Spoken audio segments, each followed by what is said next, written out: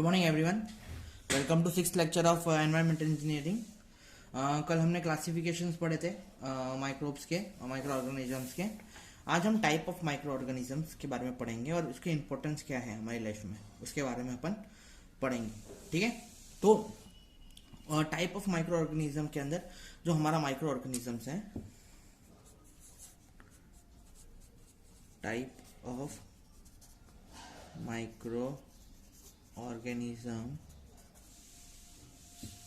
के अंदर जो हमारा टाइप है माइक्रो ऑर्गेनिज्म का, वो दो भाग में डिवाइडेड है।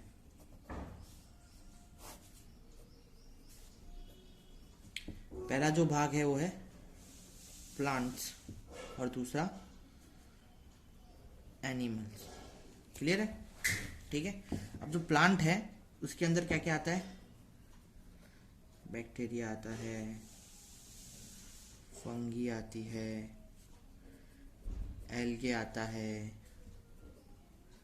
वायरसेस आते हैं। समझ में आया? ये सब किसके अंदर आते हैं? प्लांट के अंदर आता है। और एनिमल के अंदर क्या आता है?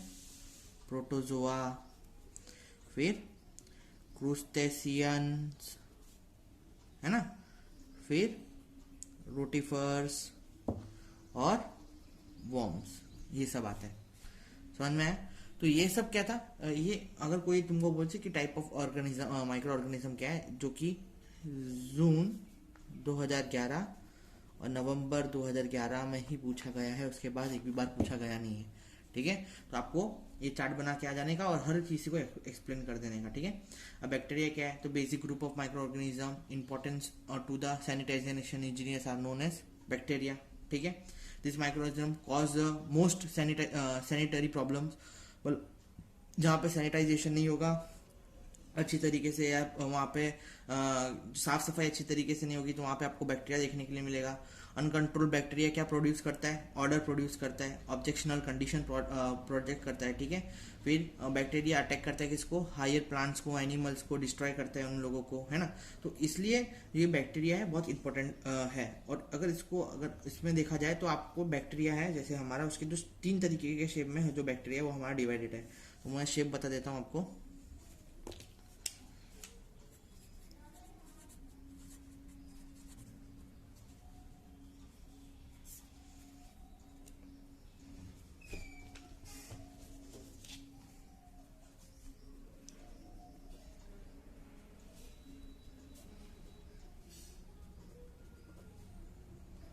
इन 3 शेप्स।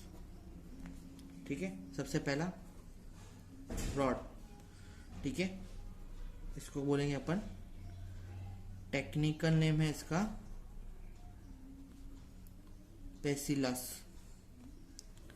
सेकेंड स्फीयर, इसका टेक्निकल नेम है कोकस। ठीक है। और तीसरा है स्पाइरल, इसका टेक्निकल नेम है स्पिरिलियम। हमें स्पिरिलियम। ठीक है। तो bacillus, coccus and spirillum are the technical name of rod, spiral और स्पाइरल रिस्पेक्टिवली। ठीक है। तो ये है हमारी बैक्टीरिया का शेप। समझ में? और ये जो बैक्टीरिया है, जैसे कि मैंने बताया कि ऐसा नहीं कि खराब बैक्टीरिया ऐसे होते हैं, बहुत सारे बैक्टीरिया हेल्प भी करते हैं प्लांट की ग्रोथ के अंदर। ठीक है। पर ज्यादातर बैक्टीरिया किस तरीके से पैदा होते हैं? क्या बोलते हैं, अनहाइजीनिक कंडीशन से, अनसैनिटाइजेशन, जहाँ पे सैनिटाइजेशन प्रॉब्लम होगी वहाँ पे, तो उसकी वजह से जो हमारे बैक्टीरिया हैं वो प्रोड्यूस होते हैं, और जिसकी वजह से क्या होता है, प्लांट और एनिमल यानी हमारा भी नुकसान होता है, हमको बीमारियां लग जाती हैं। ठीक है। तो ये बहुत जरूरी होता है, इसलिए सैनिटरी इंजीनियर्स होते हैं, इन सब चीज़ों का बहुत अच्छे तरीके से ख्याल रखते हैं। ठीक है। तो बैक्टीरिया और जो मोस्ट बैक्टीरिया होते हैं वो क्लोरोफिल और सिंगल ऑर्गेनिज्म यूटिलाइज फूड नहीं कंसिडर करते। ठीक है। मतलब क्लोरोफिल और सिंगल सेल उनके पास नहीं होता है ज्यादातर बैक्टीरियाज के अंदर। ये आपको अगर पॉइंट याद रखना है। ठीक है। फिर जैसे कि मैंने बताया ना, ये रॉड का शेप कैसा होता है? इस तरीके से। अगर आप माइक्रो और उसमें देखेंगे माइक्रोस्कोप के अंदर, तो ये जो रॉड बैक्टीरिया है जिसका नाम बैसिलियस है, वो इस तरीके का दिखेगा। स्पेरल तो आपको पता ही होगा, स्पीयर इस तरीके का दिखेगा शेप, और स्पाइरल इस तरीके का दिखेगा।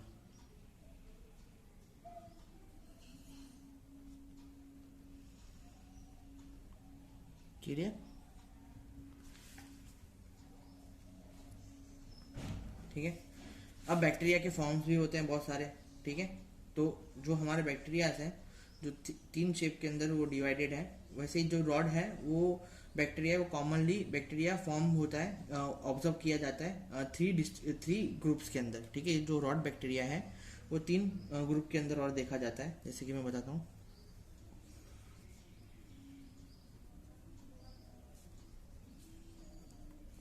Rod bacteria is observed in three distinct groups। Three distinct groups में पाया जाता है। सबसे पहला इंडिविजुअल सेल, ठीक है। सेकंड है हमारा डिप्लो और ट्विन सेल्स, और तीसरा है हमारा चेन सेल। क्लियर है? कौन कौन सा? इंडिविजुअल सेल, डिप्लो और twin cell and chain cell, ठीक है। इंडिविजुअल सेल तो यानी सिर्फ एक रॉड बैक्टीरिया है वो, ठीक है। डिप्लो बोले तो दो रॉड बैक्टीरिया इस तरीके से मिक्स हो रहे होंगे, और चेन बोले तो एक चेन में जो हमारा बैक्टीरिया है वो आपको देखने के लिए मिलेगा।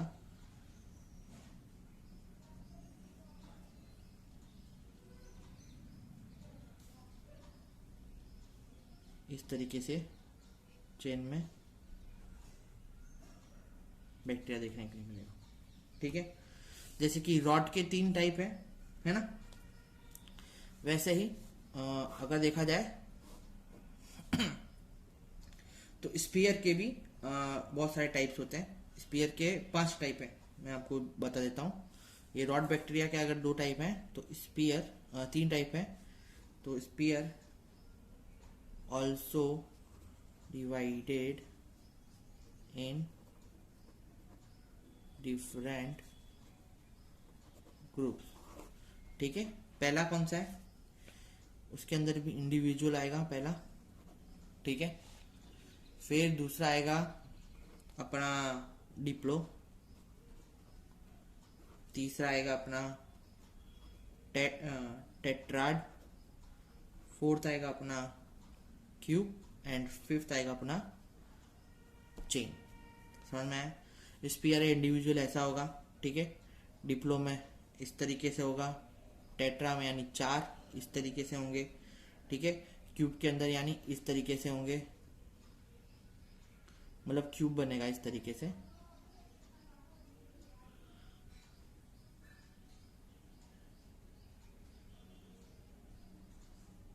इस तरीके से होंगे, और चेन में इस तरीके से होंगे।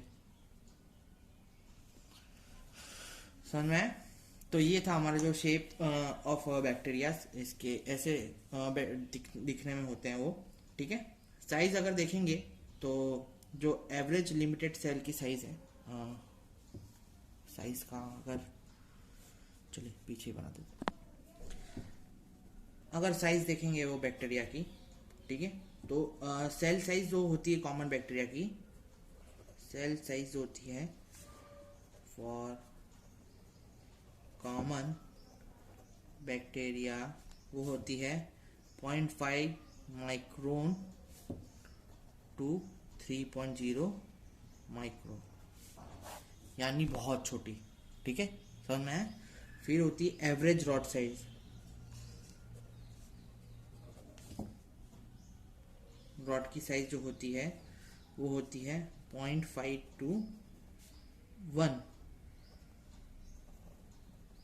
माइक्रोन, वाइड होता है, ठीक है, एंड 1.5 टू 3 माइक्रोन लॉन्ग होता है, ठीक है।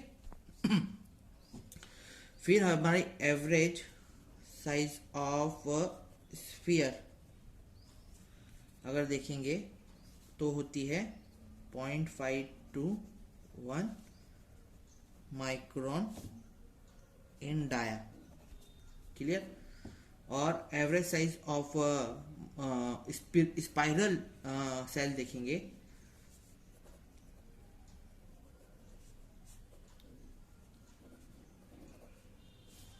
तो वो होती है 0.5 to 5 माइक्रोन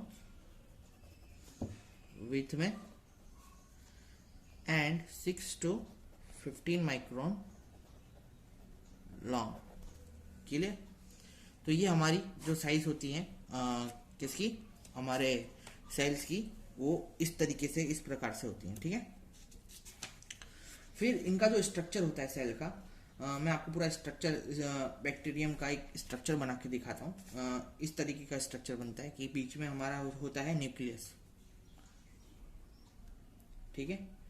फिर न्यूक्लियस जो है एक सेल वॉल से घिरा हुआ होता है। ये हो गई हमारी सेल वॉल। ठीक है। इसके अंदर क्या होते हैं, सेल सेप वैक्यूल होते हैं।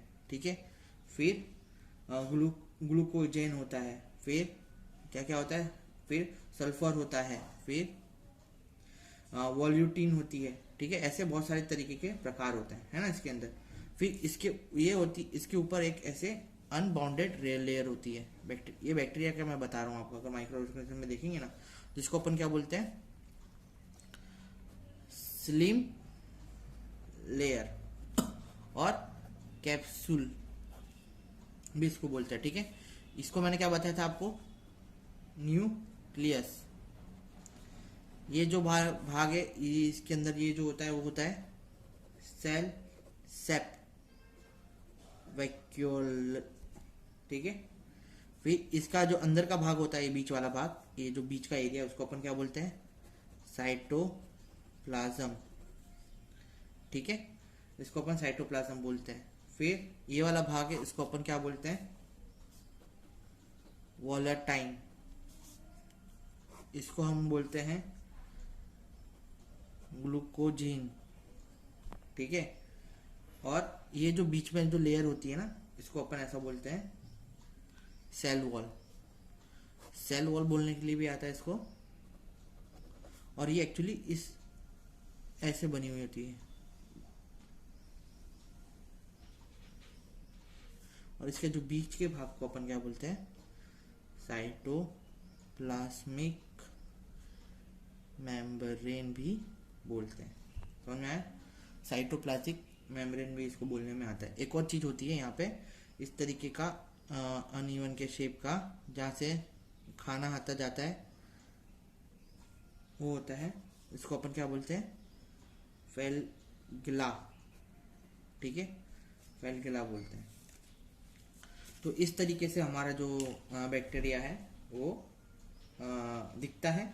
और इस तरीके से जो बैक्टीरिया है वो उसका जो टेक्निकल टर्म है वो डिक्टेट किया जाता है। समझ में आया? ठीक है। अब क्लासिफिकेशन है हमारे, जो कि क्लासिफिकेशन बताए थे, क्लासिफिकेशन ऑफ माइक्रो ऑर्गेनिज्म, वो बैक्टीरिया के भी ऑलमोस्ट सेम है। तो सबसे पहला जो क्लासिफिकेशन है वो है अकॉर्डिंग टू ऑक्सीजन नीडेड। ठीक है। वही 3 तरीके के इसके अंदर आ जाते हैं, aerobic bacteria, second anaerobic bacteria, और थर्ड है अपना फैक्यूलेटिव बैक्टीरिया। ठीक है। एरोबिक बैक्टीरिया बोले तो ऑक्सीजन नीडेड, फिर नो ऑक्सीजन नीडेड, और कैन लिव विथ और विदाउट ऑक्सीजन। क्लियर है? 3 तरीके का पहला हो गया according to the oxygen need. 3 तरीके के उसके अंदर और डिवाइडेड है, aerobic, anaerobic and facultative. Live without oxygen, no need of oxygen, and can live on without oxygen और can live without with oxygen। समझ में? दोनों कंडीशन में ये जो फैक्यूलेटिव वाले बैक्टीरिया है वो रह सकते हैं। ठीक है। सेकेंड जो हमारा क्लासिफिकेशन है वो है according to the energy source, according to the energy source. ठीक है, तो एनर्जी सोर्स के अंदर सबसे पहला क्या आएगा, फोटोट्रॉपिक। क्या बताया था फोटोट्रॉपिक में मैंने, कि जो सनलाइट यूटिलाइज करता है, और केमोट्रॉपिक, यूटिलाइज सनलाइट। ठीक है, और केमोट्रॉपिक के अंदर क्या बताया था मैंने, यूटिलाइज केमिकल कंपाउंड। क्लियर है। फिर आता है हमारा थर्ड क्लासिफिकेशन, जिसका नाम है according to the food carbon source.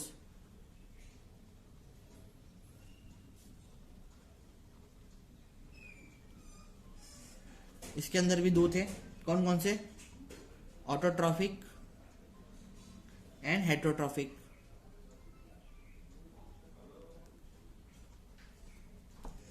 Autotrophic बोले तो जो CO2 carbon, food carbon chain में इंक्लूड करता है, और हेटरोट्रॉपिक बोले तो अपने जो फूड मटेरियल अपने आप बनाता है, जिसके अंदर जो ऐसा जरूरी नहीं कि सिर्फ CO2 से चलता है। समझ में है। तो ये तरीके का हो गया। हमारा जो चौथा क्लासिफिकेशन है वो है टेम्परेचर, अकॉर्डिंग टू टेम्परेचर।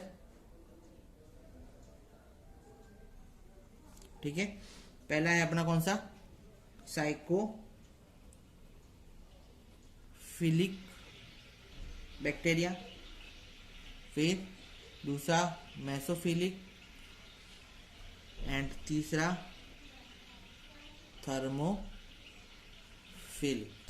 ठीक है, ये जो साइकोफिलिक है वो उसको 10 to 20 डिग्री सेल्सियस टेम्परेचर चाहिए सर्वाइव करने के लिए। ठीक है, 10 to 20 डिग्री चाहिए। इसको कितना चाहिए, 20 to 40 डिग्री चाहिए सर्वाइव करने के लिए। और ये भाई को कितना चाहिए, 40 to 65 डिग्री चाहिए, किसके लिए, सर्वाइव करने के लिए। समझ में आया। ठीक है, 10 to 20, 20 to 40 और 40 to 65 जितना टेम्परेचर इनको चाहिए सर्वाइव करने के लिए। ठीक है, तो आज का लेक्चर अपन यहीं तक ही रखते हैं। कल अपन फंगी के बारे में पढ़ेंगे। ठीक है, फंगी क्या होती है उसके बारे में पढ़ेंगे, और उसके भी शेप और वायरस के बारे में कल अपन देखेंगे। आज हम बैक्टीरिया तक ही रखते हैं। ठीक है, और कुछ डाउट हो तो मुझे पूछिएगा और इसका रिवीजन करिएगा, है ना। तब तक मिलते हैं फिर कल। Thank you so much.